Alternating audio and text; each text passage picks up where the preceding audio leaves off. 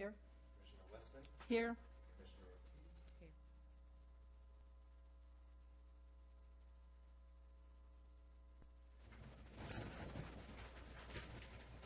I pledge allegiance to the flag of the United States of America and to the republic for which it stands, one nation, under God, indivisible, with liberty and justice for all. All right, welcome to our last meeting of 2016.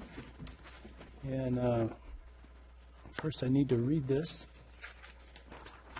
This meeting is being cablecast live on Charter Communications Cable TV Channel 8 and AT&T UVerse Channel 99, and is being recorded to be replayed on the following Monday at Friday at 1 p.m. on Charter Channel 71 and Comcast Channel 25. Meetings can also be viewed from the city's website at www.cityofcapitola.org. Our technician tonight is Alex ID. And as a reminder, you can put your phones on silent. That would be great. And if you come up to the podium to speak tonight, you can sign in and then give us your name. That would be great. So with that, we'll start off with oral communications. Any additions or deletions to the agenda? No, Mr. Chairman, we have no additions or deletions, but as you'll note, we are requesting a continuance for item 4A, and that is with the applicant's consent. Okay, great. With that, we'll go to public comments. And I may also note, how many people are here for either the Capitola Road project or Capitola Avenue? Yes. Okay. And how about wireless? I think what we'll do then, we'll push the wireless, which is item 4B. We'll make that 4D, and then we'll move the others up. Is that okay with you?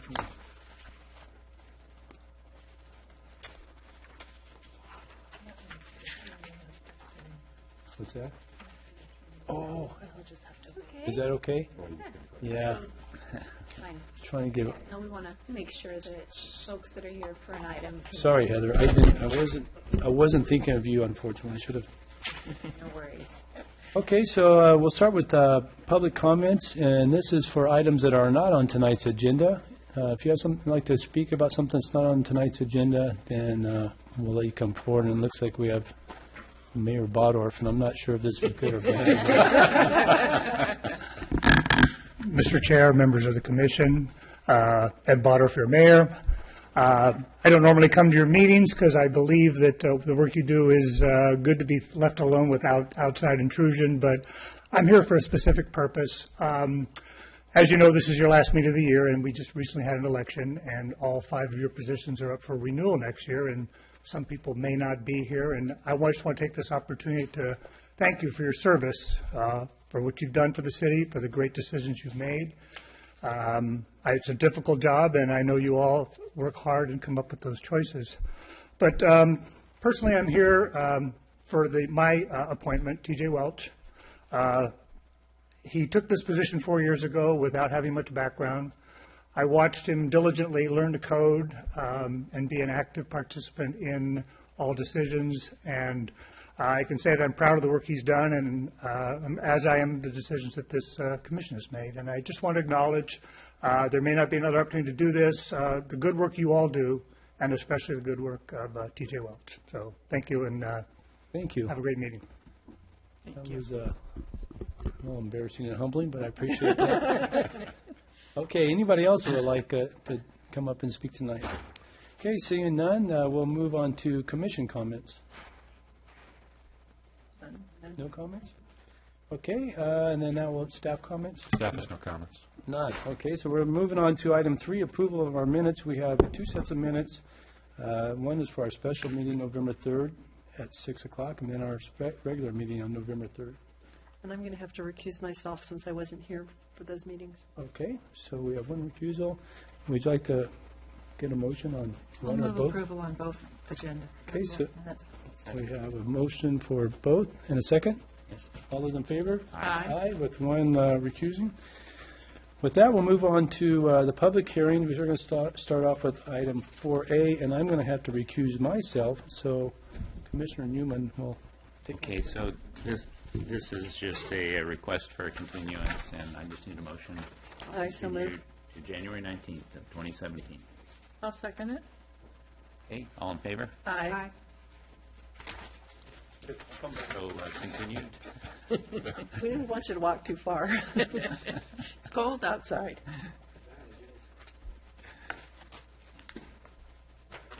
Okay, so we moved item 4B to the end, and sorry, Heather. And so we're going to talk about item 4C, which is 4B15 Capitola Road. We'll start off with staff report. Okay. Thank you. Planning Commission, this evening before you is a conceptual review of the Sears building located at 4015 Capitola Road. The Sears building was constructed in 1958 and is part of the Capitola Mall, and it's located in our community commercial zoning district. The Capitola Mall is comprised of multiple owners, including the anchor tenants of Target, Macy's, and Sears, which is now the holding company is Seritage, as well as the new mall owner, Merlone Geyer. Merlone Geyer owns the majority of the mall, including the internal circulation, internal shops, the food court, and restaurants along the front entrance and the Kohl's. Merlone Geyer at this time has suggested the redevelopment of the mall, but has not submitted any plans. So in looking at this conceptual review, we'll be focusing in on the Sears property, which is outlined with the red. The applicant submitted a request for a conceptual review to remodel the Sears building and convert the space into 3 separate tenant spaces. The east side of the building, closest to 41st Avenue, will remain as Sears. The west side of the existing Sears space will be converted into 2 new tenant spaces. Petco will make up 11,300 square feet, and a TJ Maxx Home Goods at approximately 41,000 square feet. The remodel will introduce new prominent entryways for each of the retailers along the facade that's facing Capitola Road. The Petco store will be delineated with a new parapet wall that extends 12 additional feet above the existing rooftop along that wall. This new wall will be 36 feet wide and extend 2 feet off the existing building facade. A new aluminum canopy will extend an additional 5 feet off the building. The new canopy is an architectural detail that's located 20 feet above the sidewalk, and I apologize, I had put 12 in the slide, and it's a 20-foot high canopy. The majority of the wall is finished with stucco panels to match the existing building exterior. Large storefront windows line the entrance of the Petco. The entry for the TJ Maxx is different from the Petco. It has a new facade being built over the sidewalk that extends 10 feet from the existing front facade. The build-out will create a covered entry with 3 large support beams at the edge of the sidewalk. This new facade will be 32 feet in height. It will be finished with exterior stucco and decorative accents of the metal louvers over the entryways and stone veneer at the base of the support beams. A second wall will be located just in front of the existing wall and will frame the new covered entry wall. This wall will also be a stucco finish. The new design for the TJ Maxx will be 73 feet wide, double that of Petco. The proposed design includes 60 feet of unarticulated wall between the TJ Maxx and the Petco. The doors between the 2 retailers are about 120 feet apart. Within the concept, they included signs for new wall signs. And as articulated in the staff report, the wall signs as proposed are over the allowed sign area. You're allowed 1 square foot per linear foot of building frontage. So the sign area for the Petco is at 83 square feet and the business frontage is 75 feet. The TJ Maxx is at 276 square feet and the business frontage is at 200 feet. So both are over, and this evening they'll be looking for comments on whether or not that would be acceptable when the application were to come in. Here you can see, as you extend past the TJ Maxx and the Home Goods, the corner of the building, and that's where you'll transition into the existing Sears building. The existing Sears building has exterior finishes of stucco panels with accents of elements of brick veneer at the corners and clay tile roof canopies in front of the stucco panel sections. The applicant is proposing to update only the exterior in front of the new lease tenants. There are no proposed modifications to the exterior of the portion of the building that will remain as Sears. The applicant plans to keep the brick veneer on the corners of the building and the sections of stucco paneling. The clay roof canopies will be removed only along the facade that will be improved, but in this south facade, this will remain as you see it in the slide. And this is the existing east facade, and this also will remain as it appears from 41st Avenue. Next, we'll look at the long-term vision of this area. In your packet, I attached a list of general plan goals that were relevant to this site. I just picked out a few of them to mention in the slideshow. The goals within the general plan envision a pedestrian-friendly district with quality architecture and outdoor amenities. It also envisions a new interior street with sidewalk-oriented retail, outdoor dining, and pedestrian amenities. And during the general plan update, there was also a 41st Avenue revisioning plan that was drafted, and within that, there's a concept plan that outlines where that new street connection would be, and that is right along the frontage of Sears, where your 40th Avenue would come through the mall property. So this is the overview from the 41st Avenue Capitola Mall revisioning concept plan. I'm going to zoom into the Sears site so we can see what was envisioned in that area. And again, this is high-level conceptual, but as you move through these incremental changes to the mall, it's good to keep the long-term vision in line because you don't want to miss your opportunity to put the pieces together. So here you can see, as we zoom into Sears, that white arrow that comes down is the new interior street, so that's 40th.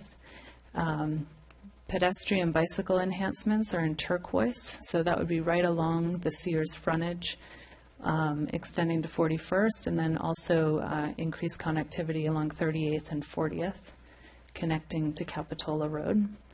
And the retail pads are envisioned along the parking lots in front of Sears, so we know where the bank property is on the corner, but also there would be future retail pads along Capitola Road, between Capitola Road and the frontage of Sears. So just a few things to keep in mind as we're looking at this property, as those are Sears, that is Sears property.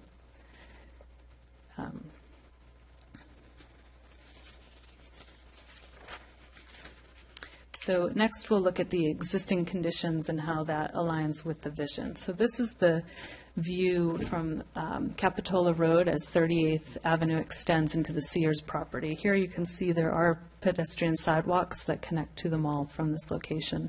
When you'd enter along 38th Avenue to the mall, the TJ Maxx entrance would be right at the corner when you pull up to the mall at the three-way stop. This is 40th Avenue as it exists today. Here you can see that the sidewalk curves into 40th, but it does not connect to the mall, so the pedestrian from this point is forced to walk within the parking lots to get to the location. A couple other interesting areas for pedestrian connectivity is between the Sears and the Target building. So this is, if you're standing on the side of Sears looking at the Target, the connection is that you'd actually walk past the front facade of the Target and then back to the Target building. And here you can see where you'd naturally want to go if you're at the corner of Sears and heading to Target. You'd most likely want to make a connection here. So just a couple things that need improvement in terms of connectivity. There are wide existing sidewalks along the frontage of the Sears that can handle pedestrian traffic, and they're nice and wide, and those are planned to stay within the proposal as they move forward. So this evening we're going to provide, the applicant is looking for feedback regarding the conceptual review, and I've listed questions in here on this slide that were in the staff report. The first is a high-level question of does the proposal design fit within the community identity for Capitola, talking about preserving and enhancing Capitola's intimate small-town feel and coastal village charm. Does it ensure unique, memorable, and high-quality identity of Capitola, and is the scale appropriate? Also asking about the partial improvement where the Sears will remain as is and the tenant improvements will be the area that's improved. Is that adequate? Also, in understanding what will come in the future, would the Planning Commission like to see a phasing plan to understand how this does fit within the vision? Within the proposal, what features should be added or removed that you see? And also if you could discuss the signs as they're proposed today as over the allowed limits. And with that, the applicant is here, the architect is here, and representatives from the company. So if you have any questions, I'm happy to answer. Any questions of staff? Not at this time. Okay. So I guess we'll ask the applicant if you want to come up and give us your insight.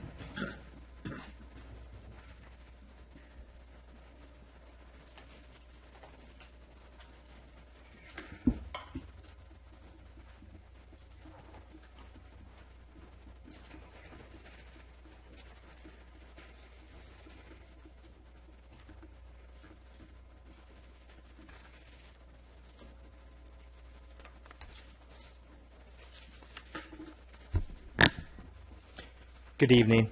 My name is Chaz Fisher, and I'm with Cypress Equities. Cypress Equities is the owner's rep for Seritage. Seritage is the landlord of the property. So Sears is actually a tenant to Seritage.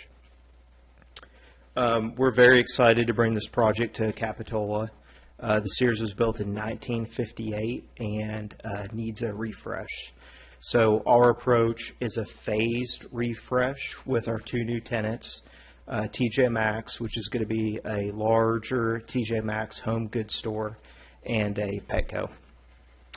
We're here tonight to gain feedback from the Plan Commission and answer any questions that you might have. Also brought my architect to help out with any architectural elevation questions you have, and another member at Cypress. Thanks, Chaz. Who would like to start off? Anybody have questions? No questions? No questions? No, it's time.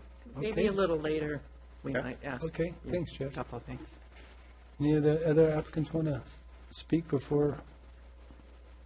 Okay, seeing none, I guess we can wait. Well, I know we had anybody that would like to speak about this item from the public. This is your opportunity, ma'am.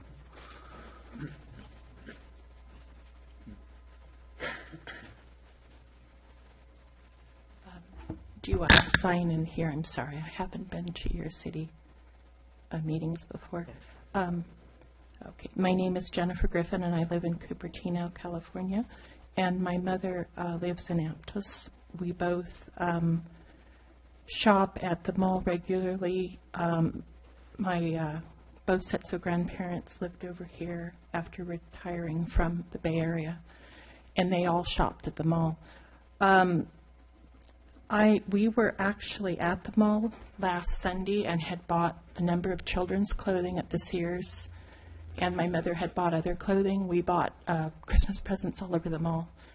And I'm here in Aptos about 2 times a week, and I drive over from Cupertino, and we have lost our Sears at San Antonio Shopping Center within the last probably 4 years. And if you're not aware of what happened in Cupertino, we lost 3 anchors at Valco in 1 year. And one of them was Sears. It took out the automotive department. We bought our tires and our car batteries at that location. There was also a rental car. The Sears there was a full functioning Sears. It had been split several years ago where they put a Bay Club in it. But I come over here to shop at Sears because we have no other Sears. There's one at Oak Ridge and there's one at Eastridge. But what I wanted to say is that my mother does not shop online. She doesn't have internet access other than limited email at her own request. I try to shop online as much as I can, but it's hard to find clothing. And I am really, really concerned about the potential loss of your anchors at the mall down the road. You really serve a lot of seniors in the area. My grandmother was in a wheelchair her last years in the 90s. I used to drive her here. We would take her shopping at the mall. It's easy. You have a lot of seniors in the area. The other thing I was going to say is this mall is a draw for the entire Santa Cruz area. There are no other large shopping malls except for Monterey, Eastridge, and I understand Salinas, and there's another town at Watsonville. But I would say I have cousins, and my aunt are in Santa Cruz, long-term residents. They all shop at the mall. So I'm just saying, be careful. You may lose it. And if it ever gets in the housing element, it will be gone forever. So I am very, very concerned. I really don't want to see the Sears split up because that's on the road. When the Valco Sears was split into half a building, they didn't provide everything that they used to. Sears, we bought our water heater from Sears 2 years ago. In Valco, it closed 6 months later. We buy large appliances from Sears. I don't understand why. Okay, why do they think that people in the Bay Area don't want Sears? We love the store. I've shopped there since I was a child. My father bought all of our appliances from it. So I want everything possible to keep that Sears open. If not, replace it with JCPenney's. They're doing great. Thank you. Thank you, Ms. Griffin. I do have a question for the applicant, if we can go back to that.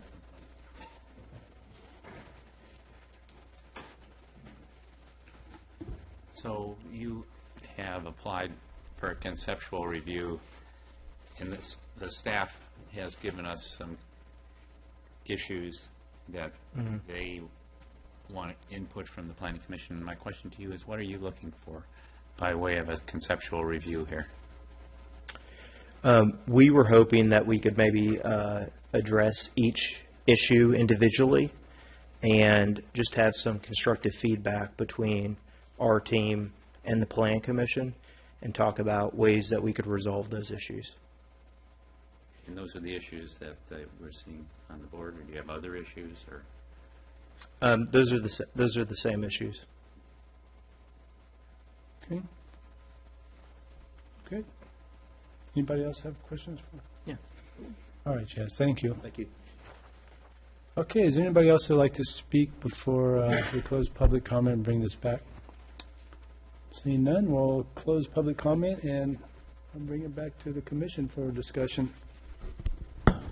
Well, I'll start off, and I first want to say that I did meet with the Cypress folks earlier and go over a conceptual review, and we encouraged them at that time to bring the concept before the commission and get feedback from the entire commission before they actually go through all of the efforts to put together a permit request and a formal project. And I'm not seeing a lot of changes from when I looked at this before, so I'm basically going to repeat what the gentlemen have already really heard from me. In the general plan, we really talk about, and the staff did a good job in the report of reminding us that we're really looking for possibly a phased approach, but a definite redevelopment of the mall property to be more pedestrian friendly and to continue the unique charm of the area. It built in 1958 and it still looks like it was built in 1958. So my huge problem is remodeling only part of that building because I think it makes it look real hodgepodge. The second concern that that I have is we understand that Merlone Geyer is working on a total mall redevelopment, and it's concerning to me to be looking at a piece of it without knowing how it's going to fit in with the whole of what they're going to do. It would be a shame to spend a whole lot of money and do this one piece of it and then have it not fit with the overall goals. And I should have asked this question, but I asked it before. is there any collaboration? Have they seen these plans? Have they seen these plans yet? Lastly, in the exterior of the proposal, there's not, it's very stark. It's modern. It, for lack of a better term, reminds me of a strip mall. And if you go around the country, you see a lot of them, but they're not a draw for people. They're not a good experience. And I think in order to be successful, we need the mall property to develop and provide an experience that says, hey, this is Santa Cruz. It's not just a shopping experience, but it's an experience that's going to draw people in to gather and be a community. So the stores that are coming in, although they are wonderful retail stores, I'm not sure that along with the whole development, that the whole package gives us anywhere close to the direction that we want to go for this development. Well, I'll go next. We'll just sort of go down the road. I actually concur with a lot of what Commissioner Smith said. If I had my way, I would love to see all of the mall properties come in as sort of one package. And I understand that, they're under separate ownerships, and so, that may not be possible. And I would very much, if that's not possible, welcome, I'll just refer to it as Sears, since that's what I always do. Sears coming in and doing some significant upgrades to that entire building. And I'm not particularly opposed to having a number of stores along that frontage. They're proposing to divide it up into 3 spaces. I could even see a few more tenants if that was a plan that somebody wanted to do. But for me to go along with that plan, there would need to be, a significant improvement of the entire building. And that would include, the sidewalks and pedestrian area, breaking up the big expanses of blank wall, making it feel much more pedestrian, much more inviting, not just, big box segment of stores.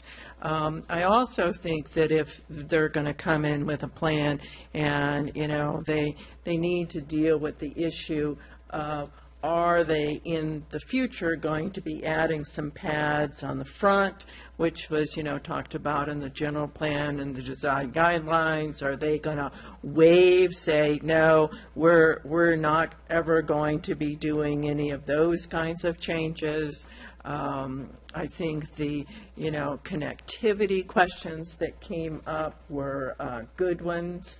I was looking up here because I probably should go through the list. So, I've sort of mentioned, I don't think the scale and the current design is really what we're looking for. I mean, just breaking it up and putting facades with larger signs than we would probably approve anyway, doesn't work for me. I don't like the partial approach of doing something on one end of the Sears building and not doing anything else. I hit on the pedestrian-friendly sort of commercial district. I think we are looking for a lot more in the way of sort of quality architecture and articulating various parts of the building, as well as, some outdoor amenities. And they certainly have the sidewalk width and the space to do some things, even green it up a little bit. So it's not quite as stark.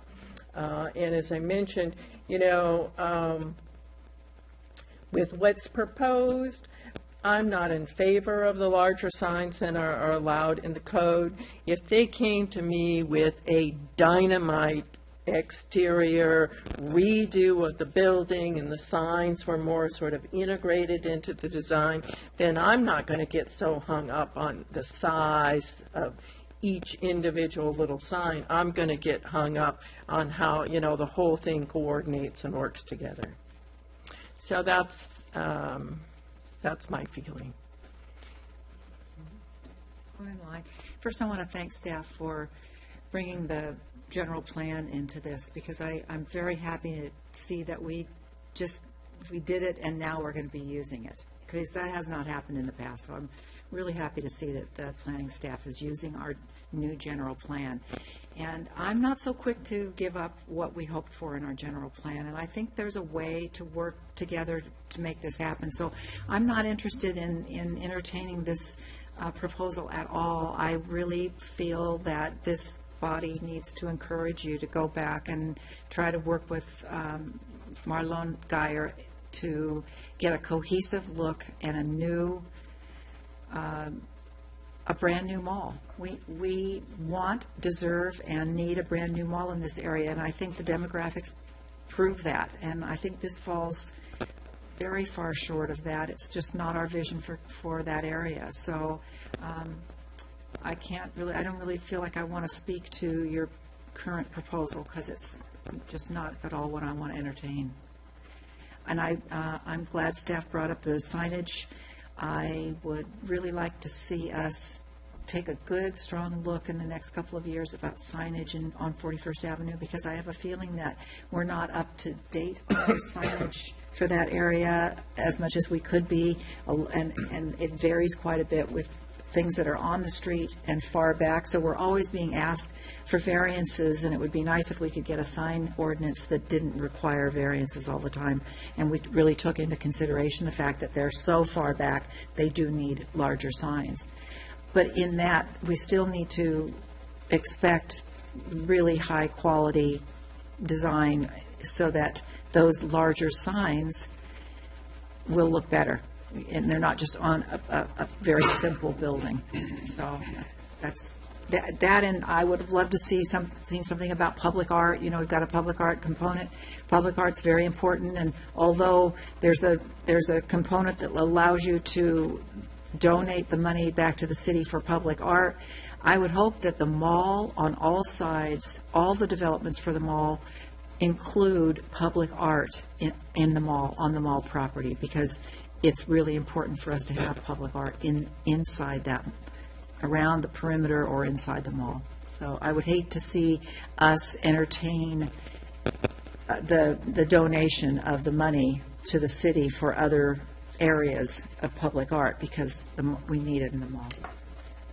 And that's all I have. That's it. Thanks. Okay, so it's only recently that we completed our general plan.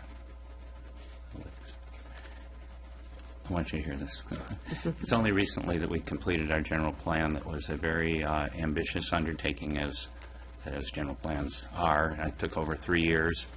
For the benefit of the applicant, I was the chairman of that exercise for the entire 3 years. And one of the biggest issues that we dealt with in the general plan process was the mall property. It was considered one of the 3 or 4 key areas in the city that we needed to address in the general plan. We had the revisioning plan that was completed just at about the start of the general plan process, so that was kind of folded in somewhat to the way the general plan approached the mall in the 41st corridor. Maybe we're dreaming, but the vision for the mall was a much more dramatic change and modernization than the kind of approach that you're taking to this one property would create. And I have nothing against the particular businesses that you're proposing to put in. In fact, I supported the Petco when they had an application in another part of Capitola. What you're creating here is sort of what belongs on other parts of 41st north of the mall and to the east of the mall. But the mall is it's not only unique in Capitola, it's unique in the entire county of Santa Cruz. And by doing a project like this, right after our general plan, the ink is barely dry, and the hope and vision is to create something much different from this to come in with a project like this just kind of kicks the general plan right in the face. That's unfortunate, and I mean, it's private property, but let me just read the last page of the executive summary of the revisioning plan. It says, overall, the plan aims to update and modernize Capitola Mall and other properties in order to maintain the corridor as the region's primary retail destination. To achieve this, the corridor will need to become a destination with urban amenities such as quality restaurants, public gathering places, pedestrian amenities, and high-quality architecture. As a more pedestrian-friendly destination, the corridor will support alternative forms of transportation and promote a more sustainable way of life within Capitola. Well, that's our vision, and unfortunately, this project takes us further from our vision, and that's why it's going to be hard if you come forward with a real application to support it. Okay. I think pretty much everything has been said, but I see this as a great opportunity here. Katie, can we go back to the slide that showed the 40th Street thing coming in with kind of like the build? Yeah, that works. So when you look at it from this view, I think you folks have the opportunity to kind of set the standard, since Merlone Geyer is going to be a little bit out on really what the vision is here. I think to allow something like this to go through to our community, and I support the store. I think they're great retail stores for our community. But I think to let it go through the way it is really just another strip mall. We could talk about facades. We could talk about, but really all it's going to be in the long run is a Band-Aid. With what you have in front of you, the opportunity for the pads out closer to the sidewalk, you could create a whole environment in that pad, the whole area there, of what we're looking for with the pedestrian areas, the greenscape, the different type of hardscape and stuff in there. On that one little corner, I think you could do quite a bit of work there to set the standard for Merlone Geyer, even if we're not going to come to agreement on that process. And, I think it's going to be a hard sell. A lot of people put sweat and equity into the general plan. I would say it wasn't even, there's a lot of discussion about the general plan itself. But for us as planning commissioners to step aside from that, to try to put a business in here, would be, I think, an injustice to the people who spent the time. And then we went from the general plan to Vision Capitola, which was, again, a reinforcement of what the people want in the city of Capitola. We're 1.5 square miles, and I think for those 1.5 square miles, we have to make good decisions on every lot that we have. And they're coming. They're small. Those lots are small. This is the biggest parcel we have. I think there's a lot of hopes for that, but I would agree on the pedestrian component of it. Although I think you have an opportunity to do that. You definitely have enough area to build out along the frontage road there. For me, I think you'd have to see that whole building would have to be completely refaced. You can't just tear off part of the facade and put up some big signs, and I think it's a long way from what I think our citizens would want. The signs, I think it's hard to tell, because now you're throwing these massive signs, and it doesn't really have represent what the in view is going to look like.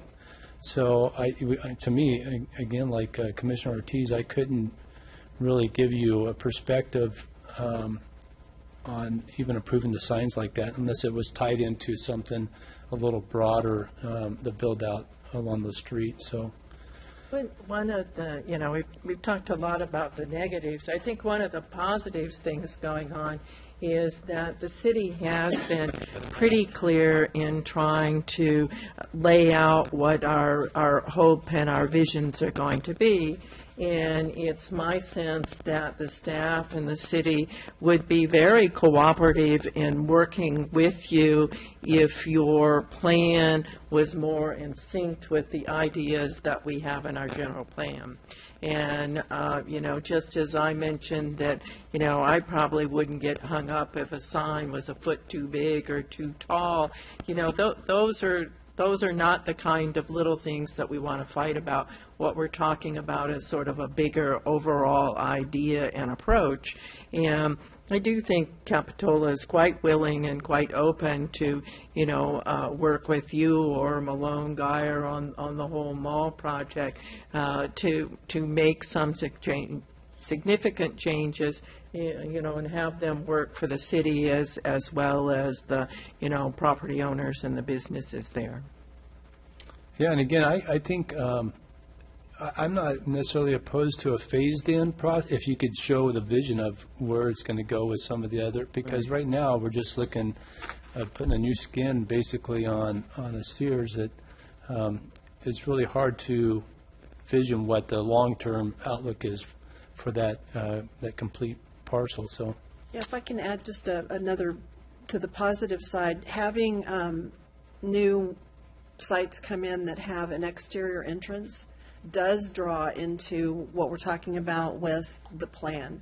And just at the nook on between the new development and where the old Sears building is going to be is a great opportunity to put in an outdoor gathering place that would draw people from the mall even, over to the new exterior only, retail outlets and give them a pathway to get there.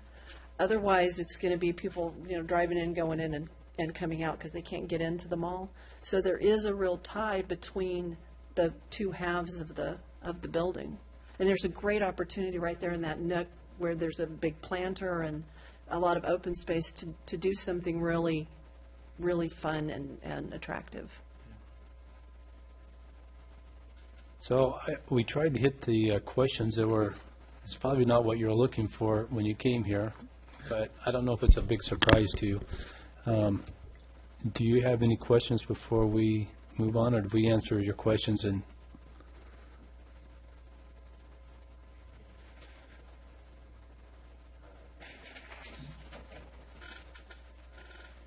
I guess I'll get up and say a few things. My name is Blake Carroll. I'm with Cypress Equities as well. So my role is development manager for Heritage Growth Properties, and I guess a few of the items that you brought up, I'll try and help shed a little light and provide a little clarity on where we are and what our game plan is. So I know a lot has been said about the rest of Capitola Mall, which we really don't have too much control over with what Merlone Geyer's plan is and their ultimate redevelopment of the rest of the mall. I will say that we have been in communication with them. They are in favor of what we are proposing. I have a letter from them that I could show you that states that they are in favor of what we're proposing. And, I will say, I think we did look through your general plan. In fact, one of the items that I did notice in the general plan is that, you guys had voted to view this redevelopment of the mall in a phased approach. So, for us and Heritage does not have the ability to go in and recapture the full Sears building and do a redevelopment, and they don't have the right or the ability to go in and redevelop the Sears portion where Sears wants to stay. So the way that Heritage Growth Properties, their format with and their agreement with Sears is, at any given time, they can go in and recapture 50% of the square footage of the Sears buildings and redevelop and repurpose that square footage. And so that's the intent here. I understand that there's comments about the architectural nature, which, we have taken note. And, I think next time we come in here, we can hopefully address your concerns and answer your questions and hopefully provide a better presentation and of what you guys are looking for. But I guess I just wanted to let you know that we are in communication with Merlone Geyer. We don't have control over their game plan and their timing. You know, I mean, their redevelopment of the rest of the mall realistically could be another 3 to 5 years plus out. You know, I mean, they have major retailers in that portion of the mall that have existing leases, and those leases, for instance, Kohl's, I mean, there's some time on that term. So it's not like we can just sit around and wait for that to happen when there's really no time frame for that to happen. So, You know, Blake, for me, I don't know that I expect that. I Okay. think you have a lot of opportunity, you have a lot of property to work with. I do have a question. So you mentioned, or Chaz mentioned, that Sears is a tenant. correct. So who has the ability to, I understand you can't do anything within that 50% of theirs, but the building is, who owns the building itself? Seritage owns the building. So Seritage has the ability to do whatever they want to do to the outside of that Sears building. Not necessarily the agreement that is in place with Sears. So, you know, we're working very closely with Sears on other properties that we're recapturing and redeveloping right now. And, you know, I guess shockingly, Sears has a lot of control over their portion of the building. And really, they are responsible financially for that portion of the building and that work. So, you know, Sears, you know, I can't speak to what their game plan would be for their space. They would have to come in and submit for, you know, for a tenant improvement of their space and the work on the inside to, you know, to rework their interior once we come in and recapture half of their square footage. But as far as their exterior goes, we can't dictate to them what they're going to, or what, if any, work would happen to their portion of the building. We can only control what we are recapturing at this point and would be able to redevelop for you guys. But does it preclude you from trying to work with them, or it's just like that you, because I think that's going to be a definite holdup if we're going to try to do two-thirds of that building or 50% of the building and not the rest of it. I don't think you're ever going to get this thing to fly. Yeah, I mean, I guess, you know, the one way to look at it is, you know, we have new tenants in place now that we can move forward with, and we can at least redevelop a portion of the building to, you know, make it nicer, newer. You know, we don't have the ability to do it to the Sears portion right now. That's not to say that Sears is going to be in there for the next 100 years. I have no idea how much longer Sears would maintain and operate out of that portion of the building. Seritage owns it. You know, if any time Sears was to go away, we could then recapture that portion and redevelop that at that time. And I guess, you know, I want to answer your question about the pads or the property down closer to Capitola. It is our plan to add pads down there, at least one pad right now. You know, we've done a review of the parking analysis for our property, and, you know, we would love to be able to put pads on that whole front portion of Capitola. Unfortunately, the parking requirements that we're faced with city code won't allow us to. So, you know, if we could come in and we're granted a variance on parking, that would be something that we would love to do for the city.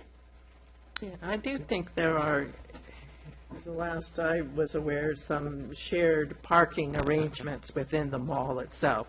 So it seems to me that, you know, parking is one issue that is going to have to be sort of approached as a whole project, because I don't see us, you know, granting variances on parking for just one of the parcels there. As we looked at the map earlier, there are numerous parcels on that site. And so while it's difficult, you know, there's going to have to be some cooperation. I mean, it's in everyone's best interest to do it. And I agree with our chairperson that, you know, not doing something to the facade of the Sears store, I mean, I can't think of what you would have to come in with to get me to go along with, you know, just doing one back piece back there and not doing the whole building. So, you know, those are some internal problems you guys are going to have to, you know, work out within your corporation. I'd hate to see you come back, spend a lot of money and come back and try it again, and because I don't think you're going to get anywhere without, you know, and I don't really know of a tenant in the world who wouldn't welcome their landlord saying, let's work together to upgrade the front of the outside of your building. I rent commercial property, and when my landlord comes to me and says, I'm willing to put some money in, if you put some money in and let's work together, we jump on it. Who wouldn't do that? You know, it can't be doing them any favors the way it looks now. So, you know, I just think there's got to be some room to work, because I don't think it's going to happen any other way. So you said Merlo Geyer was in support of the project, and you looked like you had something there. Can I do. I have a letter from Merlone, and you know, I can pass it around if you guys would like to take a look at it. Okay. Sure. Any other questions of Blake? No, I think I just have to say this, the fear that I'm sure everybody is thinking, the fear is if you just do that half of the building, then when the next one comes up, it's another half of the building, and we wind up with a super, super critical corner of the whole development looking hodgepodge, and you're not going to go back and redo it. You know, what you guys invest in has got to be able to grow and be added to. And so I guess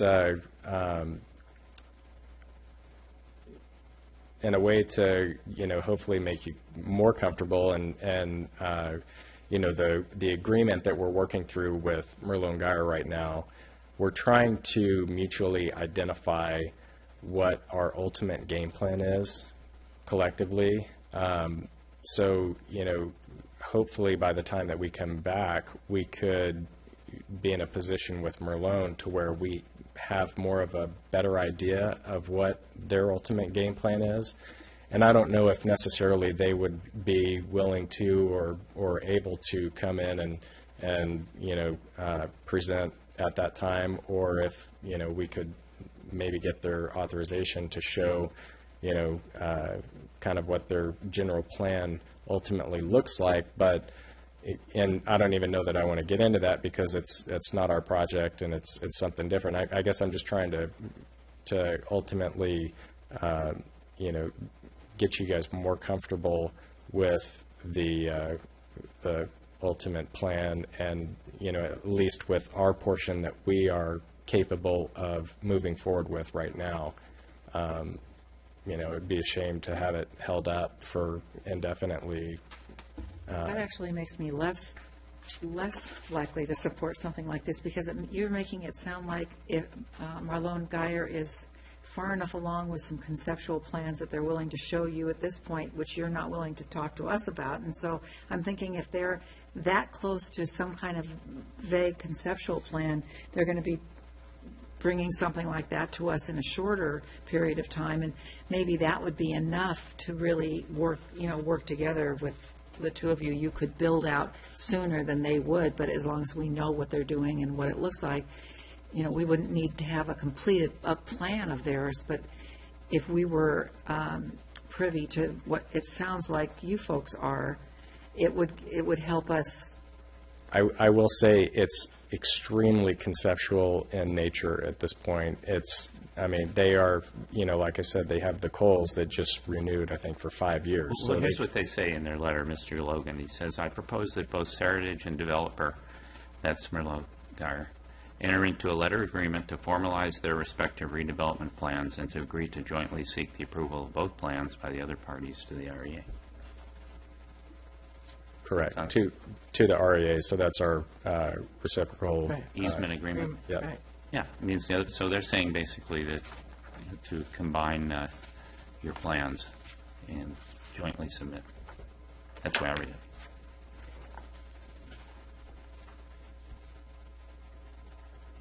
Okay, any more information or questions from Blake? And is this copy something you need back? If I could. Okay, we'll get to staff and we'll get it back to you. Thank you, Blake. Thank you. Well, this item takes no further, So since it was presented to us, do we want a copy for the file? I think we should. Yeah. Somebody can go make a copy and then give him back his original. yeah. Okay, well, thank you, folks. I know that probably you didn't travel all the way Yeah. to old California to get that information, but I think, really, I think you have a great opportunity. I really do. I think it's just, They have a fabulous piece of property and a great opportunity. yeah, I really do. I think just you need a little more vision of. All right. With that, we'll move on to our next item, which is, we've changed these around now, 208 Capitola Avenue. Okay, I guess I'm going to recuse this one? myself due to proximity of property. Okay.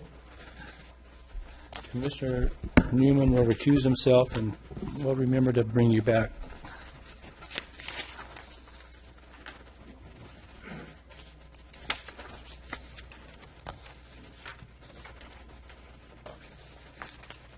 Okay, thank you. Before you this evening is a design permit application, coastal development permit application, and a variance request for height at 208 Capitola Avenue. The existing building is home to Gaia Earth Treasures and Just Baby. There is also 2 residential units on the 2nd and 3rd story. This picture is taken across the street, and as you can see, you cannot see the 3rd story when standing across the street. The current exterior of the building is currently brick on the 1st story with stucco on the 2nd and 3rd stories. There are wood doors, canvas awnings, and the 2nd story has an accent deck, which is planned to be removed. The application is for a 195 square foot addition to the 3rd story of the building. Within the And the 3rd story of the building is set back 36 feet from the front facade and not visible at the street level. So as you can see in the slide, the existing conditions are on the left, and currently there's a small roof deck, and the applicant is proposing to fill in that roof deck area and bring the building the rest of the way over to the property line. This is the north elevation, and you can also see here on the left, that's the existing condition and where the roof deck is now, and then the 195 square foot addition filling in the rest of the building. The applicant is requesting a height variance. The zone height within the central village is 27 feet. The existing building height is at 29 feet 2 inches. And the applicant is requesting to bring the 3rd story for the existing 3rd story as well as the addition up to 30 feet, which means the existing area will be raised 10 inches and the new addition will be 3 feet over the existing, over the zone height. So within this slide, you can see the zone height at 27 feet. This is a section, and the existing height is at 29 feet 2 inches. To zoom in, here's showing the existing, and a question had come up about what is the interior ceiling height within the structure. So here you're seeing the 27-foot zone height. The existing height of the building is at 29 feet 2 inches, and the ceiling from the finished floor to the ceiling is at 7 feet 4 inches at the tallest portion. There's a sloped floor that it varies from 7 feet 1 inches to 7 feet 4 inches. And the applicant is proposing within the plan to bring the height up to 30 feet so that the interior ceiling height will be 8 feet within and extend higher in certain areas. When looking at a variance, the Planning Commission must make findings for a special circumstance that's applicable to the subject property that's associated with the size, shape, topography, location, and surrounding of the property, and also make a finding that this is not a grant of special privileges. Within the application, staff could not make the findings that there is a special circumstance. This is a flat lot. It has been developed with a 3-story building, and yes, it has substandard ceiling heights, not up to 8 feet. But if the building were to be rebuilt on the site, they could possibly fit the 3 stories within the 27 feet height limit, but an exception up to 30 feet is not suggested by staff due to the lack of special circumstances applicable to the lot. Here you can see a streetscape that was provided by the applicant. As I'm going over this slide, there was also a materials board that I've placed up on the dais that you can take a look at. The exterior of the building will be completely updated. The first story will be finished with horizontal fiber cement board above a stone cladding wainscot, and the upper stories with stucco. The building will have standing seam awnings along the top of each story, providing articulation between the floors. New glass doors with transom windows above will replace the existing wood entry doors. The picture windows on the first story will be replaced with custom wood windows and a mahogany finish. The windows on the second and third story will be aluminum-clad wood, so there'll be differentiation between the shopping windows and the upper story levels for the apartments. Within the staff report, I listed relative design guidelines for the central village that this application would be reviewed against. And in our review, we did not find that there was any conflict with the applicable design guidelines, with the canopies being introduced to help with the human scale of the building. And then really, this is a facelift to an existing structure, so the actual articulation of the building has not changed from what is existing today. With that, staff is recommending that the Planning Commission deny the variance for height and approve the design permit for the application at 208 Capitola Avenue based on the findings and conditions in the staff report. Images of, we'll have the streetscape available if you'd like to discuss anything with the streetscape with Google Earth, and I'm available for any questions. Questions for Katie? Later in the day, and I apologize for it being so late, I called and asked if there was any building permit record about the third story part of this building being used as residential. Yes, so we don't have a building file on the third story, but we did find on the county records evidence in the late 50s of the third story being utilized as residential and a kitchen being within the third story of that residential. Okay, so Thank you. you're welcome. Any other questions for Kate? Is the applicant here? You would like to speak?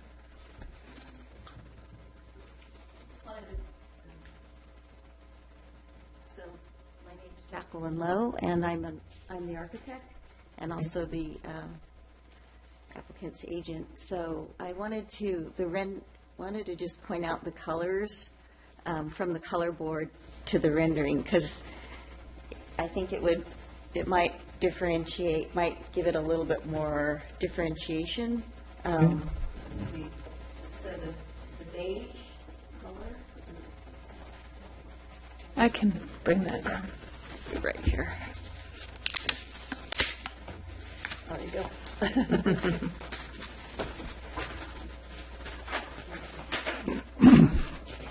So this is the horizontal siding color. Okay. And it is horizontal around the base, so it will match with the Carmel stone and then the mahogany windows. So that's kind of the character of the downstairs. Upstairs, this is the roof, so there's a differentiation between, the rendering doesn't quite show the differentiation very well between the horizontal siding and the roof, but the horizontal siding below the residential windows is meant to tie in with the horizontal siding around the bays. I didn't want to go all the way across with horizontal siding because the sides of the original building are stucco, so I wanted it to terminate, into the sides of the windows, so, you don't see this horizontal siding and then stucco at a corner. And then, let's see, and I think that the Carmel stone and the mahogany is kind of an upgrade to the village in terms of quality. And we're generally looking at really durable materials. So that's why we went with the standing seam zinc roof, so it wouldn't rust and it would last a long time. And then that's why we went with the horizontal siding. Did you consider anything else for the bottom rather than the stone? I mean, did you have any other ideas for that?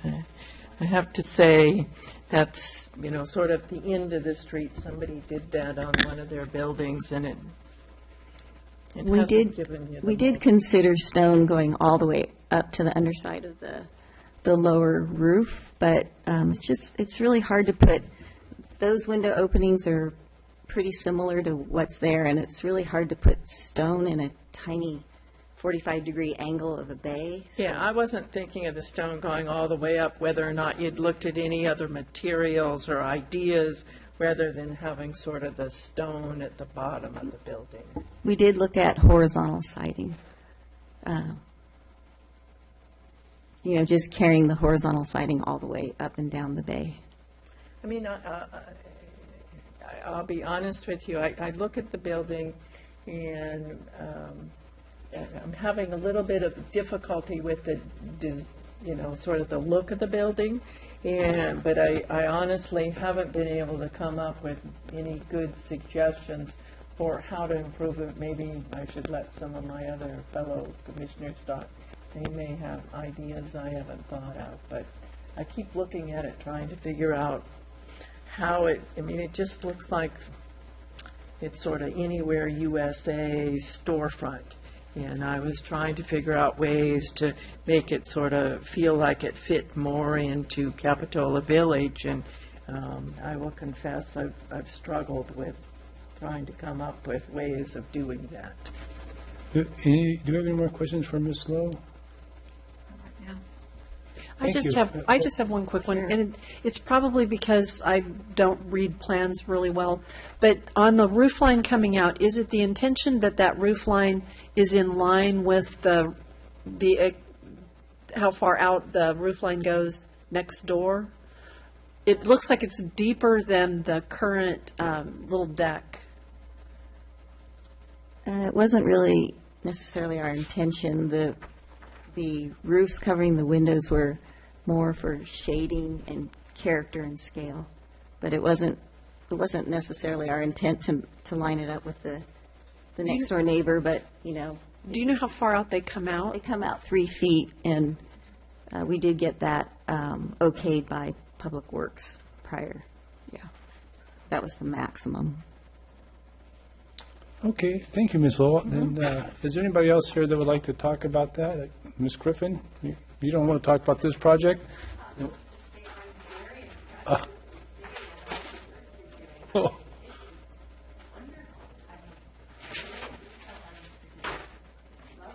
Well, thank you. Okay, well, if there's no one else, then we'll close public comment, and we'll bring it back to the Planning Commission for discussion. I'll start out on this one. Since it's the last thing that we'll have to give an opinion on, because I'm going to be retiring after tonight. At first I was not happy with this building. I just didn't like the look of the building, but as I see it here, I really, really like this building. I just don't like it for the village. I agree with Commissioner Westman that it's not quite the flavor of the village, and I'm not sure that it's up to us to tell you how to change your building in order to bring it more in line with the type of flavor we want. You, of course, you're an architect, so you went down to the village and saw that there's probably for every building there's another type of architecture. But I think generally we might be looking for more articulation. You know, we don't like to use the word quaint for Capitola Village, and yet we end up using that one a lot because we can't figure out what else to use. We don't need things to look sweet or charming or whatever. We just need them to look a little more authentic to a turn of the century, to 19, you know, we're sort of looking at a large period of time from the turn of the century when Capitola was founded, a little before that, to like the 50s were sort of this heyday of building in Capitola, and we tend to look back to those times, those eras, and look at that architecture as being what we think of when we think of Capitola Village. And so for me personally, I like to see projects that are of high quality, like I think yours is, and yet are a little bit less modern and hearken a little bit back to some how do I put it, times when there was a lot of development in Capitola, so you see a lot of examples of those things. And they are the sort of the cornerstone of our architecture, although you see different things. Those old, you know, Spanish Revival, you'll see a number of different, you know, Victorians, all kinds of different looks. So that's, I probably said too much already. I probably confused you, but that's how I feel about it. I'd like to see that quality that you've brought to this, because I think it's really a nice building, and the materials are nice. But I just don't think it's suitable for me for the village. Okay. I think I'm gonna ditto what you said, Commissioner Ortiz, in that when I look at it, I see a good quality building, and I like the building itself. It just doesn't seem to fit in that streetscape. When I look at our design requirements, that very first one that says streetscape is really important and it should be compatible, hang on, and I'll get it back here. Illustrated design compatibility with the existing and planned character of the surrounding area and adjacent buildings. It sort of stands out all by itself. And there's more modern up the street, but down in this part of the village, it's not modern. It's as Commissioner Ortiz stated, it's from a different era. As far as the third floor goes, I had a real problem trying to approve the extension of a non-conforming for a reason that I couldn't really put my finger on. And I don't understand the sloping floor and why it's 7 foot 4 inches on one end of the room and 7 foot 1 inch on the other end of the room. And in the proposed change, there are 2 steps. So you step up and it's 10 inches down from it. That whole design didn't give me any reason to grant a variance to extend a nonconformity. If the design came in and it were the same height that it is now, I wouldn't have as difficult an issue coming to grips with it. And it's 8 inches, which is such a small thing, but I just couldn't make myself get to feeling comfortable with approving the variance. Well, I have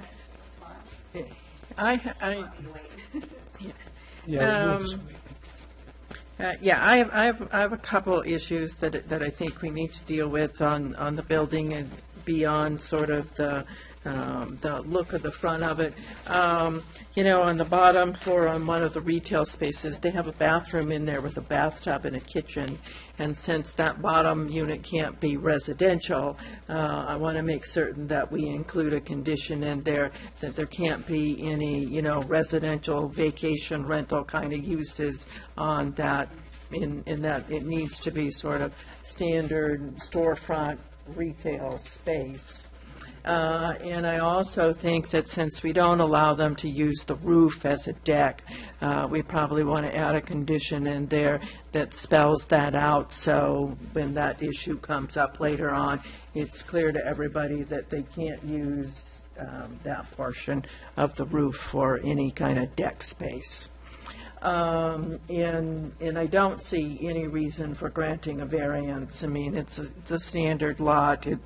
There's nothing unusual or different about the shape, size, topography of this lot compared to, any other lot that we've got down there. So, they have what they have, but I'm not willing to make it any worse than what it is right now, so I couldn't go along with doing the variance. And as I mentioned before, I sort of struggled with the exterior of the building, because I agree, it's a nice-looking building. I just think there are, something could be done to make it feel like it fits more into Capitola, and maybe I was having trouble with sort of the stone and the mahogany trim windows. It wasn't, that just sort of wasn't working for me for the village part. I forgot that I pulled out a few sentences from our general plan that might help a little bit here, and it's talking about community character, and it says, ensure resources are maintained and that all new development enhances Capitola's neighborly feel, coastal village charm, and welcoming character. And in another place it says, new development design, require all new development to enhance the unique character of the village. I don't know if that gives you any more specific ideas, but we do feel that the village has a unique character, and although there are more modern examples of architecture going away from the village, up and away from the village, I think we're all trying to keep the village per se a little bit more in the past, architecturally. Before you get a chance, I just have one more slight comment. I think I also struggled with the plans and how the building was sort of present, like, you were trying to point out the differences in the elevation about, color in that. The way it came across in the plans, it made it very difficult to sort of get a real good sense of how the building was going to look. So maybe, redoing some of that could help us a bit with figuring out what the building's actually going to be looking like. Well, I'm not going to add any clarity to this, Ms. Lowell, I can tell you right now. For me, it's something, I think, I agree, the materials are awesome. I like the materials. For me, they just don't really fit for that, building in the middle of the village.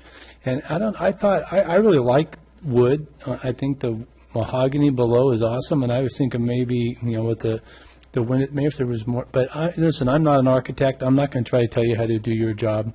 I struggle with just, it looks a little bit too modern to me, and that's just my feel for it, my sense for it, and I can't tell you exactly why. I don't know if it's the silver metal roofing. You've got copper right next to it. I don't know if it's the aluminum-clad windows up above, but that's my one issue. On the good side of it, I don't have an issue with the height, and that won't surprise any of my commissioners up here, the fellow commissioners. But I agree with Frank, the city architect, that I think the undulation, it adds a different height. If I'm correct, I believe in our new code, we approved 30 foot for the village. And so to me... You have a certain roof pitch on the building to get that 30 feet. Is that a plate height? I think in the village it's... I know outside of the village we did a plate height, but I don't know the village. But for the extra 10 inches, I don't really... for me personally, have a real issue with it. I think we're going to see more of that, trying to make use of the space that is limited there already. I agree with Commissioner Westman about, we want to make sure the first floor is retail. That's really what this is about, and not in some type of living area. But I could live with the height. I don't have an issue with that height. It's a few inches. It adds a lot of dimension to the interior, allows you more flexibility. So for that, I don't really have an issue with it.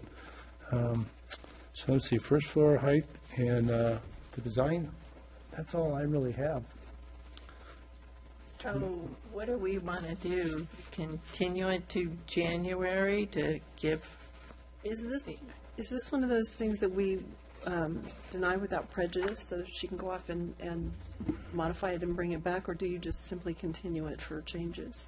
You know, I would be willing to continue it, so, you know, she could come back in January and perhaps present a few different ideas or information to us, or we can deny it without prejudice, sort of whichever way you go. I would think you would want to have it continued. Yes, definitely continue. Is that okay with you? And I would, yeah, without prejudice is fine, but I do have a question, because Okay. I kind of feel like it would be helpful for me to have a little bit more, I mean, I can kind of hear what you're saying, and when I look at the village, there isn't a real specific, so it's really, I think that it would be nice to have, like, what materials do you feel sort of equate the village character?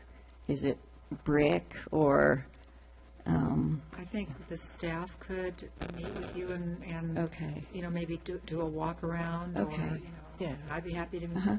Okay, because that would be, because it's I like. won't be voting anymore, you know, maybe that's a good thing, you know, just Right. kind of point Yeah, out. because I can kind of hear what you're saying, but there's not really specific examples of what, you know, what you feel like is the Right. village, especially that further south down the village. So I just need a little bit more You know, help.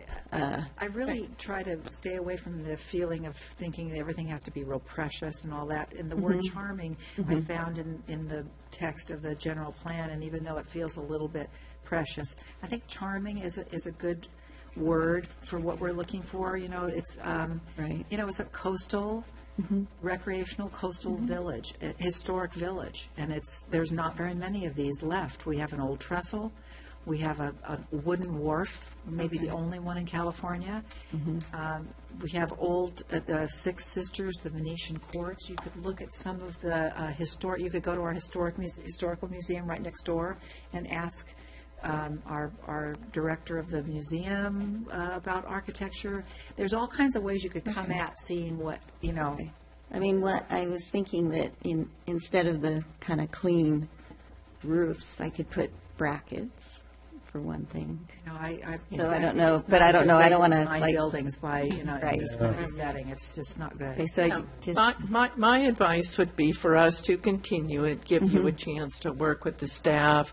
You know, I believe they can be quite helpful to you, and that's probably a lot more productive than us trying Okay. to, you know, design. Okay. So is there your a way building to here. work with staff and then send you emails for you to look at it before I come to the next January hearing, or? We will publish it within the next planning commission report, and also, I believe you were out of the area for the January 19th. No, actually, I can make the 19th. Okay, because like, then the next on the meeting is 22nd. only 2 weeks after, in February.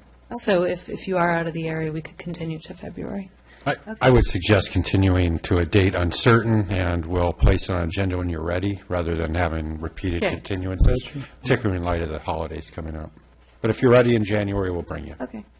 And you know, you're going to have, well, 2 new commissioners here, and so That's right. it could change the whole perspective. Everyone has an opinion, right? Right. All right, Ms. Lowe. So Thank I you very make a much. motion to continue this application indefinitely. Okay, so we have a motion to continue. I'll second it. Linda seconds. All those in favor? Aye. Good, thank you. I'd also just Welcome like back. to hope that we can get some new village guidelines going. So that this Can you get on that? applicants have something to work with. We'll put it on the list. You know, Actually, it's already on How there. about the zoning ordinance? I have to say, I looked at those other guidelines. I remember typing those on a typewriter. That's how old. Yeah, they're different. I'm the one who made the typos in there too, left out the word minimum and a couple other things. Okay, and that brings us back to the wireless telecommunications. Thanks, Heather, for being patient and going through that with us. So, Yeah, thank you, Mr. Chairman, Planning Commissioners. As you recall, we discussed the wireless ordinance at the November meeting, and we continued it to this evening so that staff can make some administrative changes, continue to work with Verizon, and then incorporate some of the revisions that we received from the Planning Commission.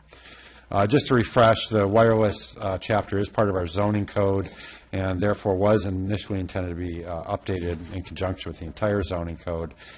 However, we have to take it on a separate track due to a settlement agreement we reached with Verizon last year regarding a wireless facility that they had proposed on 41st Avenue.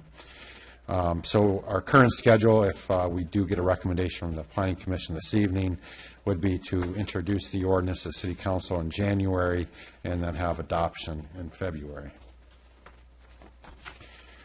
So again, a summary of the key revisions that the ordinance would implement is to update the ordinance to comply with existing state and federal law.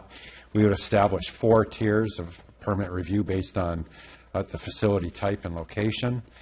We establish preferred sites and locations. The new ordinance would require concealment wherever feasible, and we do include a height exception. That's been one of the issues we've had with our current ordinances. You needed a variance anytime you went over height, and findings were often very difficult to make.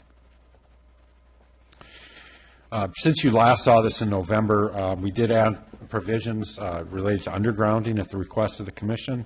The draft code that's before you this evening would discourage facilities and areas identified for any undergrounding projects and would obligate carriers to remove the facilities as part of any undergrounding project. We've also moved facilities which would be sited in parks or open spaces to a Tier 4 process, which would require a conditional use permit and a hearing before the Planning Commission. When we introduced the ordinance last month, we had used standard public notice procedures. The Planning Commission indicated a preference to maintain our current expanded public notice requirements 600 feet, so that has been changed accordingly.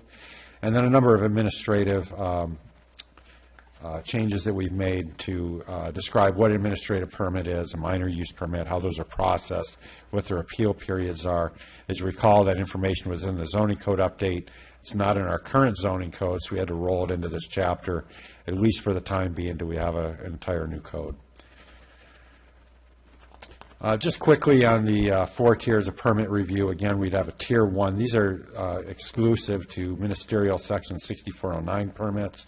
Under federal law, the city really has very limited authority or discretion to deny these types of permits. These would be staff-issued permits, no mailed public notice. Sites would be posted, and they would not be appealable. The Tier 2s would be administrative permits, again, issued by staff. There would be no mailed public notice. We post the site. However, these permit types would be appealable. Tier 3s would be minor use permits, staff-issued. We would mail public notice, and this would include a call for a hearing. A little different than an appeal, and then any member of the public could request it to have a public hearing at no cost, and we would give them that public hearing. And these 2 would be appealable. And then finally, the Tier 4 conditional use permit, much like the process most of our wireless facilities go through today. This table kind of gives you a little bit more detail. It's a lot of information there. I can go through it if you'd like. Basically just distinguishes between the various tiers, the types of facilities and the locations. At a broad level, facilities in industrial and commercial zones would be easier to permit than those in any areas with residential, parks, or open spaces. So that staff's recommendation is that the Planning Commission recommend the City Council adopt a proposed wireless ordinance update. I do have a longer presentation from the last time. If there's any specific information, I'm happy to go over that for you, but I thought I'd keep it short and see where we go. That concludes my presentation. Thank you. Rich, can I make a quick comment? Sure. We received a couple of minor comments from Verizon, and would recommend a couple of administrative modifications to address those. One is in the Section G, which is dealing with the deemed grant remedies. Really, the proposal is just to make sure that that notice language that's in Section I'll give you the full section so you're not searching for it. It's on page 47 of the packet. so that those notices are in line with the notices that are contained in Section F. So, for instance, as Rich was mentioning, for a Tier 2 facility, it's a ministerial action, and it's posted on the property. For a Tier 3, you provide notice within a 100-foot radius to certain recipients, and then for Tier 4, which is the conditional use permit, you have the 600-foot radius, and so that wasn't fully captured in G, so G, we'd just be proposing making some administrative modifications to line it up with F, so that this notice of the deemed remedy is for Tier 2 facilities is posted on the site and given to the city. For Tier 3 facilities is given to the city and then distributed to those within a 100-foot radius. And then for Tier 4, it's the broader city plus those within the 600-foot radius. So that was one of the comments. And then the other was dealing with the undergrounding, and there's just a minor, a couple of administrative tweaks, corrections to be made that we can make very simply. Okay, thanks. So I just had one thing I wanted to try and clarify. When I read this, and I think I verified that I read it right, a pole-mounted facility which is in the right-of-way, the public right-of-way, in a residential zone would be considered either a Tier 2 or a Tier 3, depending on the details of the facility, and would not be considered a Tier 4 simply because it was in the R1 zone. But it also would depend on if it's a new facility versus a co-location. You're correct. And Okay. And Heather's comment is also correct. Okay. But typically they if would, it was but a new- if it's a brand new site, you're going to be looking at the Tier 4. I think we set it up so that if it's in a right-of-way, it's a preferred location, it would be a Tier 3. That's how I read it. Talked about last time. Yeah, that's how I thought it was, too, Yeah. if it was in the right-of-way. Right. And the reason that I wanted to really clarify that is because we have a specific situation that has recently come up in the Jewel Box neighborhoods, where we recently had a project of undergrounding a lot of cables that was done by Extenet Systems, which does infrastructure for a lot of these companies. And when the neighborhood saw that activity going on and talked to the field people, there was a lot of concern that they're putting in infrastructure for cell facilities to go at the top of the poles. And the answers that they got at the time was that there were no requests, there were no permits pending, there were no known projects on the table right now to put cellular facilities on the top of the poles in the residential area. And that if that happened, there would be a process that would require notification of people that were close and a public hearing before the Planning Commission before it got approved. At the same time, we reiterate that there are certain projects that we don't have the authority to deny, and that many of these facilities that would be proposed to go on the pole could possibly fall into that category, that we wouldn't have the authority to deny it, but there was an expectation of the public process to bring that in. And this ordinance removes that. The way that Because it depends on the type of facility that you'd be putting on the pole. So there's an existing pole, and it's a co-location, or you're locating a facility on an existing pole. So under the federal statute, under that 6409A, if it's not a substantial change to that existing facility, then you have very limited authority in terms of what you can or can't do, as well as an abbreviated what's called a shot clock within which to take action. So that's the 60-day shot clock, 60-day window. So one of the reasons for making it more of a ministerial or administrative act as opposed to public hearing is there isn't the time to do that within that 60-day shot clock. But there still is the notification process, but there isn't the public hearing and that piece. So my understanding for the Tier 1 is there's still a notice on the facility, posted on the facility, that this will occur. And then we also have the provision for the deemed grant, that there's that notice, but there isn't the circulation of notices that you would have in a larger facility or a more substantial change, and there also isn't the public hearing process, and a lot of that is tied to the 6409 requirement that if it's not a substantial change, because it falls within those very convoluted processes, that you cannot deny it, and you have to act within 60 days of submission. So is there a difference then if you've got a utility pole that's got electricity and telephone wires and that kind of stuff, to put a cellular facility on it, that would be considered a co-location of utilities? It would depend on, again, if it's substantially changing the existing use. So if it's a certain height, a certain width, that would be what you'd be turning it on, is whether or not it constitutes what's called a substantial change under the statute. If it is a substantial change, then that's when we get into the Tier 2 administrative permit process. And depending on, again, a variety of factors that we have in here regarding the location and the zoning district within which you're operating. Because there's also another factor that plays in, is in the public right-of-way.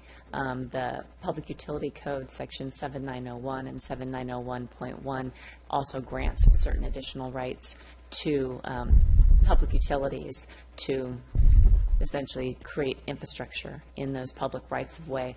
The local agencies do have control over time, means, and manner, including aesthetics. There was actually a recent appellate court decision out of San Francisco that upheld that, maintaining localities' abilities to assert some control over the aesthetics. But those are kind of the different interplays that go into it. So you really need to look at it on a case-by-case basis in terms of what the facility is, what they're proposing, whether it's constitutes a substantial change under the statute, whether it's in the public right-of-way, outside of the public right-of-way. Right. And so I just think it's really important for the public to know that if it's 2 feet horizontal and 4 feet vertical, then it's going to fall under the not substantial and get an administrative permit issued, as opposed to what they've been used to us having, which was more of a discussion along the way. So what I'm understanding from what you're saying is that in this particular case, one of the people who approached me when it all started down was, she has a telephone pole in front of her house. I mean, it's almost in her front yard. And what I'm understanding is if it's considered not a substantial modification, then she might get something posted on that pole that says we're going to put a cell facility up here in the next 10 days. And if it's 2 feet horizontal and 4 feet vertical, that's a substantial thing for a resident to not have any voice in. So I just want to make sure that that gets tabled and it's not something that we're trying to slip under the wings. And if it hadn't been so recent, it wouldn't be so on the minds of me, number one, but because we have always had that public process. We've had the discussion. We've told them that there's not a lot we can do, and it makes it really hard for the planning commissioners to listen to public input that says we don't want this, and we have to say, well, we're sorry, we have no authority. But now what we're saying is that because of the 60-day rule and because of how we're defining it, that is going to change. And we're not trying to pull any wool over anybody's eyes or stop a conversation that we don't want to have happen. There are legitimate reasons for that. So just a couple points of clarification. I heard you earlier ask if the utility pole, which as I understood it did not have a wireless facility but had other utility functions, would be considered co-location. It would not. Co-location is only when there's some other kind of wireless facility there. They're going to add equipment, expand it, modify something that's existing. So if it's a brand new facility, that would fall under a Tier 3 permit. Also, the 6409 process, although we didn't have it codified, it was federal law, and if somebody these carriers know what they're doing. If they came in with a true modification, they would point it out to us right away that your code's, not legally up to snuff, and you got to go through this process, and we were aware of it. So that part of it really doesn't change. I think the part that does change, you've hit the nail on the head, is that before all of those projects went to the Planning Commission, now would be a minor use permit. We would notice within 100 feet there'd be a call for a hearing, but it would be a little bit of a different process. Right, and echoing that is 6409 has been in place for actually several years, and just the most recent was a rule and order that was issued in 2014, still 2 years ago, that helped provide some additional clarity on the definitions, but that it has been in place for several years. But really the clarification on the 60-day shot clock has been more of a recent phenomenon. And then with AB 57, which is state law that applies to all other facilities other than the 6409, that applied the deemed approved remedy to other types of co-locations, substantial modifications, new sites, and indicating that if the local agencies didn't act within those other shot clocks, which are 90 days for co-locations and 150 days for new sites, that there's the potential for the deemed grant remedy. Having had that whole discussion, I would just request that we look at the definition on Tier 4, where it says any facility in R1, RM, and MH, and clarify except as outlined above. I made that same note, thank you. Okay. Thank you. That's all I have to say on the subject. Anybody else? Hey, now you need to make a motion.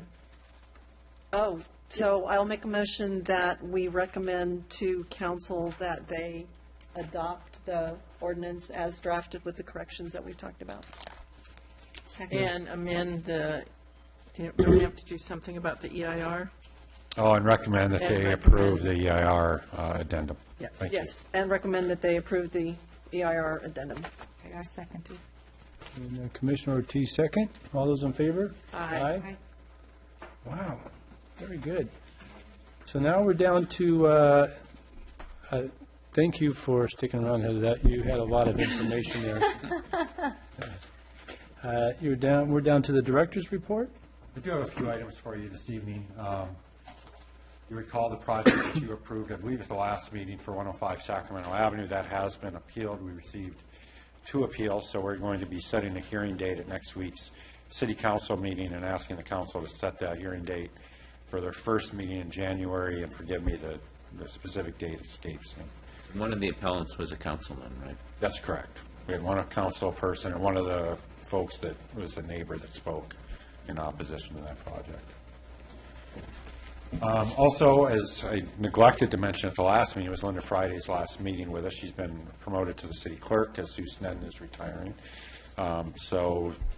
Beginning next year, we'll have somebody else doing that work, whether it be Ryan, our new receptionist. We really haven't decided. But one of the things that we do want to start in the new year is to go to action minutes. Linda spends probably 8 to 12 hours a month writing minutes. And it's a lot of work. The city council's been using action minutes for a long time.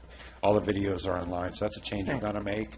If anyone does have concerns, please call me or let me know, and we can try to work it out. Yeah, but the videos, I mean, you get exactly what went on. you don't have to guess You what- don't need the minutes anymore. Yeah, Linda does a great job, though. she does. Yeah. He's, very studious with it. Zoning code update, we're going to come back in January to the Planning Commission, and we're not going to really ask for much action.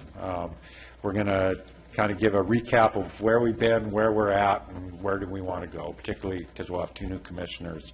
Find out if there's any issue areas we'd like to revisit, pick up where we left off, and try to, schedule a game plan to get it wrapped up sometime in 2017. Are the people applying for the new planning commission We had- seats aware of the amount of homework they're going to do before the first meeting? Yeah, that's a good question. I don't think we've had a lot of applications yet. Maybe that's the reason. Also in January, we're tentatively planning on bringing a code enforcement protocol back to City Council. One or two of the council members requested staff put that on a future agenda. I think they would like to take more of a proactive role, so we'll have that discussion likely in January. And then finally, I'd be remiss if I didn't offer my thank you, my sincere thanks and appreciation to both Commissioners Ortiz and Welch. It's really been a pleasure working with you two. I can say without any hesitation that this has been, this Planning Commission has been the one that I've enjoyed working with the most throughout my career.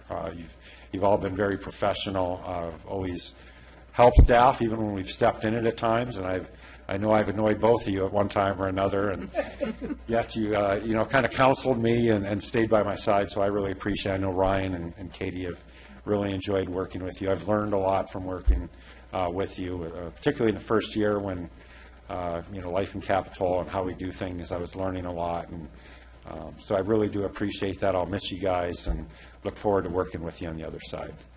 So thank you. Obviously, we were not hard enough on you. I think that's true. Favorites. I think that's true. We just needed to do a better job. And you may not want to see us on the other side. Staff, we've enjoyed working with staff too. You guys have, you always bring a really good attitude toward everything, and you make a good effort to work through things, and you make it very easy. So you'll be seeing us, I'm sure. Mm-hmm. Yeah, one of the reasons I wanted to be on the Planning Commission is because of some frustrations I had with the city, not necessarily just staff, but so sitting on this side of the fence, it's been nice, but quite frankly, it's a whole new regime, and you guys have done an amazing amount of work in this process, and if anything, would have liked to slow it down just a little bit, because who knows what got put through all those words, but you guys did a lot of work there. I did have if I can go on my little commissioner's rant here, as my last night, you mentioned the appeal by a city council member, which is really quite frustrating. So I know we get frustrated sometimes when things that the Planning Commission does gets overturned, and I can name a couple of them, but when it comes to things that are, affect the community as a whole, the parklets come to mind. That's what the system is for, right? I understand it. But the single appeal by a single city council person, I think it's just something that just rubs me wrong. And it happened on my street 3 times before this one, on my street alone by the same individual, which I find a little frustrating. And when I go to look at the appeals, I don't see anything that gives them any additional right to do this. And we talked about this earlier in the code. Didn't we change this in the new zoning ordinances? Well, we've had this discussion, but it's not. We've talked about it a lot, and the appeal process is in Chapter 2 of the municipal code. So it's really not in the zoning code. So either way, we're going to have to open up both of them, and we decided, there's case law out there, and I think at some point I'm going to try to assign the city attorney's office to rewrite Chapter 2. Well, this is going to be where I was going, since Heather was trying to stay here, is I would just like to get some type of interpretation. And when does it become like an abuse of a power use? I see the significance of having a city council be able to appeal a project, maybe 2 of them in agreement to do it. But for these single-family dwellings is, to me, it just rubs me the wrong way. And quite frankly, I will be on the other side of the fence when this comes up, because we charge $500 to a citizen to appeal a project for a reason, and that reason primarily is because it takes more staff time, more staff hours and stuff. That doesn't take into account what it does to the homeowner on the other side. And when you have a planning commission that unanimously approves a project and then have an individual, without regard to seeing the project, appeal it, just rubs me the wrong way. But hey, other than that, this has been an incredible experience for me. And now, as a public citizen, I can be on that side and rant. And I've learned a lot from every one of you here. So I appreciate you guys being patient with me in the process. And, I don't know what You've been my a great partner here is chairperson. going to do in her retirement. But Library. oh, see, you're jumping right into it. Yep. Yeah, I'm going to go play. So. Yeah, thank you for letting me participate. Yeah, you came right along. No, it took 4 years. No, it didn't. Yeah. Yeah. My hat's off to you. You jumped right in. You were a great chairperson. You've run thanks. awesome meetings and treated the public really well. You've done a really good job. Well, thank you. You guys all do the same. So, any more commissioner comments? If not, we'll adjourn. And Ed, thank you for the little gift you gave us of olive oil. That's always appreciated. So, And hopefully you'll come have a glass of wine with You everyone. know, I will. I don't know what's happened to my brain, but I left. I it guess we can text. say the meeting's I was adjourned, thinking right? This is November. Meeting's adjourned.